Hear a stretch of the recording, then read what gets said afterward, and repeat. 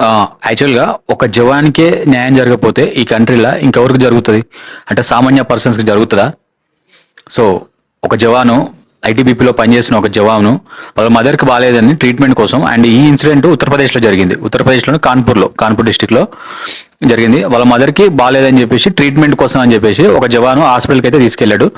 So అక్కడ treatment కోసం join చేశాడు. జాయిన్ చేసిన తర్వాత వాళ్ళ మదర్‌కి సెలైన్స్ ఎక్కించడానికి లేదంటే ఇంకా వేరే అనెస్థీషియా ఇవ్వడానికి చేతికి అయితే ఇంజెక్షన్స్ ఇచ్చారంట. సో జనరల్‌గా ఇస్తుంటారు కదా హ్యాండ్‌కి ఇంజెక్షన్స్ సెలైన్ ఎక్కించడానికి.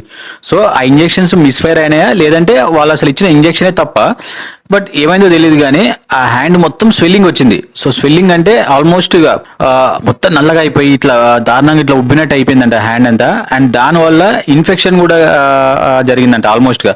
సో అక్కడి నుంచి వేరే హాస్పిటల్కి మళ్ళీ చేంజ్ చేశారు. సో అక్కడికి వెళ్ళిన తర్వాత జరిగింది ఏంటంటే ఈమె హ్యాండ్ అయితే ఇన్ఫెక్షన్ అయింది. సో ఈ హ్యాండ్ కనుక తీసేయకపోతే ఈమె బాడీకే ప్రమాదం. సో ఖచ్చితంగా ఈ హ్యాండ్ తీసేయాలని చెప్పారంట. అండ్ హ్యాండ్ తీసేశారు కూడా.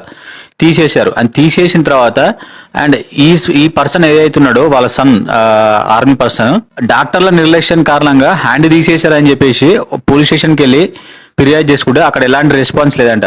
అండ్ తర్వాత కమిషనరేట్ కూడా వెళ్ళిందంట. అండ్ ఎలా అంటే ఆ కట్ చేసిన హ్యాండ్ని ఒక థర్మాకోల్ డబ్బాలో పెట్టుకొని కమిషనరేట్ ముందు వెళ్ళి తన బాధని చెప్పుకుంటా కూడా తనకు సరిగా రెస్పాన్స్ రాక వీళ్ళ కమాండింగ్ ఎవరైతుంటారో వీళ్ళ బెటాలియన్ కమాండర్ హెడ్ అతనికి ఇన్ఫార్మ్ చేశాడంట. సో నాకు ఇలా జరిగింది, మా మదర్కి ఇలా జరిగింది, వీళ్ళు రెస్పాండ్ అవ్వట్లేదు, సో నాకు ఏదైనా ఒక సహాయం చేయండి అని చెప్పి అడిగితే వాళ్ళప్పుడు ఒక బెటాలియన్ మొత్తం దిగిరండి అంట. ఆల్మోస్ట్ ఒక 200 మంది వచ్చారంట. 200 మంది నుంచి 200 మంది వచ్చి డైరెక్ట్ కమిషనరేట్కి వెళ్ళి అండ్ కమిషనరేట్ వాళ్ళ దగ్గర ముందు అపాయింట్మెంట్ కూడా తీసుకున్నారంట. అపాయింట్మెంట్ తీసుకొని వాళ్ళ దగ్గరికి వెళ్ళి అండ్ అక్కడ కేసు ఫైల్ చేయించి అండ్ వాళ్ళ మదర్కి జరిగిన అన్యాయానికి న్యాయం చేస్తానని చెప్పి భరోసా ఇచ్చి అండ్ హాస్పిటల్ మీద ఏదైతుందో ఖచ్చితంగా చర్యలు తీసుకోవాలని చెప్పి కూడా గట్టిగా చెప్పి ఆల్మోస్ట్ లిటరల్ ఒక వార్నింగ్ లాంటిది. ఎందుకంటే స్టేట్లో జరిగే ఇష్యూస్ అన్ని ఆల్మోస్ట్ స్టేట్ పోలీస్ వాళ్ళు డీల్ చేస్తుంటారు. సెంట్రల్ ఆర్మీ రావడం అనేది very very very rare cases.